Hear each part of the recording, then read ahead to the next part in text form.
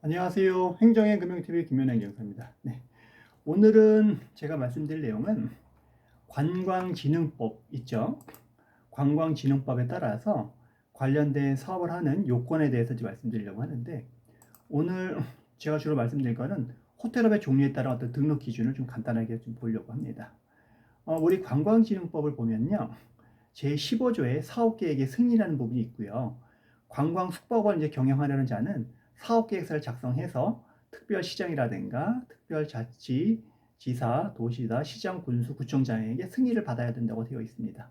승인을 받는 어떤 사업계획 중 부지, 대지 면적, 건축 연면적의 일정 규모 이상의 어떤 변경 등 이런 것들을 할 때도 이제 대통령을 정하는 상에 따라서 이제 변경을 하는 것도 같다. 이런 취지로 되어 있고요. 그래서 이런 인허가 절차를 할 때는 어떠한 우리가 그 요건을 기본적으로 갖춰야 되는지 좀 보려고 합니다. 예.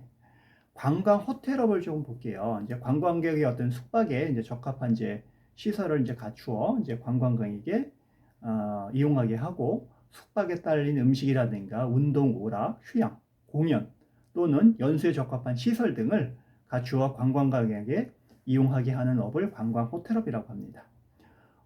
이 관광 호텔업을 하기 위해서는요, 욕실이나 샤워 시설을 갖춘 객실을 30실 이상 갖춰야 되는 부분이 있고요. 외국인에게 서비스를 제공할 수 있는 어떤 체제를 갖추고 있어야 됩니다. 대지 및 건물의 어떤 소유권 및 사용권을 확보하고 있어야 되는 부분인 거고요.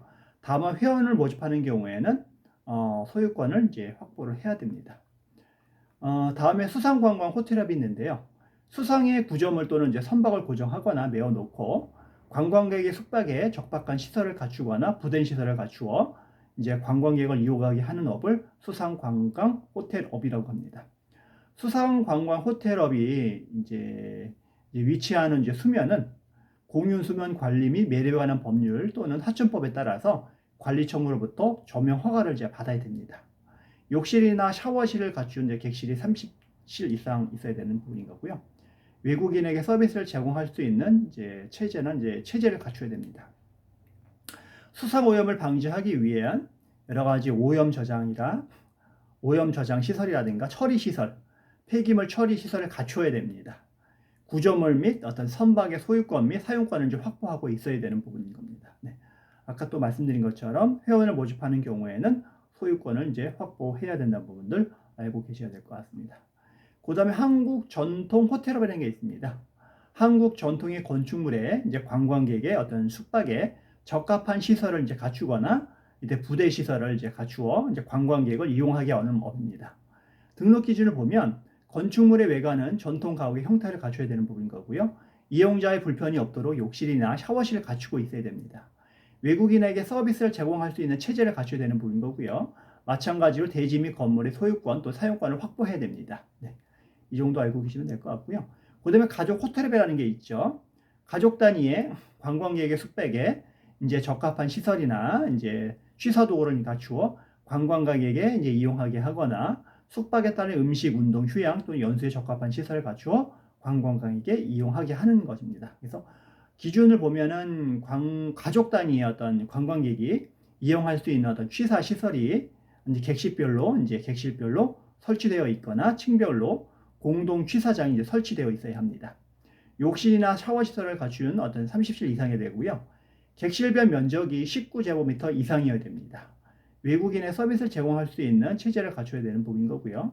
마찬가지로 대지 및 건물 소유권, 사용권을 확보하고 있어야 되는 부분입니다.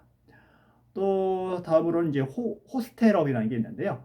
배낭 여행객 등 개별 관광객의 숙박에 적합한 이제 시설로서 샤워장, 취사장 등의 어떤 편의시설과 외국인 및 내국인의 관광을 위한 문화정보 교류시설 등을 함께 갖추어서 이제 이용할 수 있도록 하셔야 됩니다. 그래서 배낭 여행객 등 개별 관광객의 숙박에 적합한 이제 객실을 갖춰야 되는 거고요. 이용자의 어떤 불편이 없도록 화장실, 샤워장, 취사장 등의 어떤 편의시설을 갖춰야 되는 부분인 거고요. 다만 이러한 편의시설들은 공동으로 이제 이용하게 할 수 있다는 부분들이 좀 차이점이 있습니다. 그다음에 외국인 및 내국인 관광객에게 어떤 서비스를 제공할 수가 있는 그 무난한 어떤 정보, 어떤 교리 시설을 이제 갖춰야 됩니다. 마찬가지로 대지 건물의 어떤 소유권 및 사용권을 확보할 수 있는 어떤 조건을 갖춰야 되는 부분인 거고요. 다음으로 소형 호텔업이라는 게 있습니다. 관광객의 어떤 숙박에 이제 적합한 이제 시설로 이제 소규모로 이제 갖추고 숙박에 딸린 음식, 운동, 휴양 또는 연수에 이제 적합한 시설을 갖추어 관광객에게 이용하게 하는 것이 소형 호텔업입니다.